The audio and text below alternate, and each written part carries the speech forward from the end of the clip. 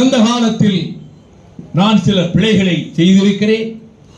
அதை நான் ஒப்புக்கொள்கிறேன்.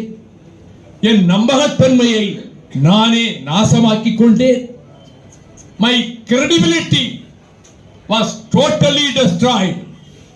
என்னுடைய அரசியல் வாழ்வின் நம்பகத்தன்மையை சுக்குநூறாகியது.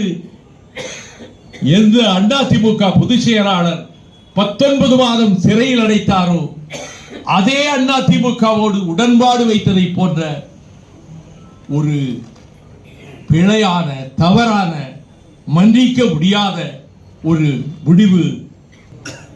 நாம் திராவிட முன்னேற்ற கழகத்தோடு கூட்டணி அமைத்தால் ஒரு இடம் கூட ஜெயிக்க முடியாது. கருத்து கணிப்பை வெளியிட்டிருக்கிறது. 205 தொகுதிகளிலே அதிமுக ஜெயிக்க போகிறது.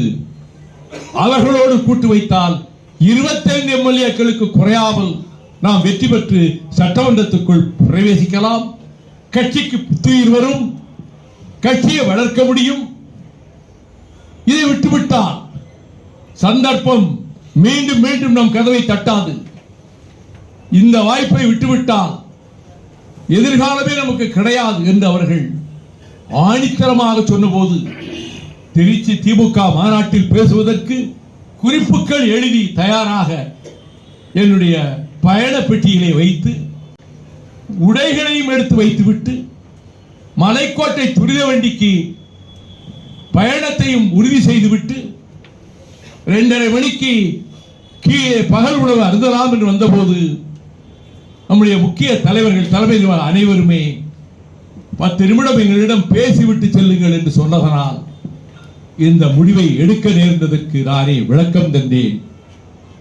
கலை உலகிலே பிரமாண்டமான திரைக்காவியங்களை தயாரித்த பாலச்சந்தர் அரங்கேற்றம் திரைப்படத்தில் தன் தம்பி மருத்துவக் கல்லூரியிலே படிக்க இடம் கிடைக்க வேண்டும் என்பதற்காக ஒரு அரசியல் தலைவரை சந்திக்க சென்ற அந்த பெண் நாசமாக்கப்பட்டதால் அதற்கு பிறகு கட்டணம் செலுத்துவதற்கு பணம் தயாரிக்க முடியாத நிலையில் தன்னையே அழித்துக் கொண்டாள். வழிதவறி போனாள்.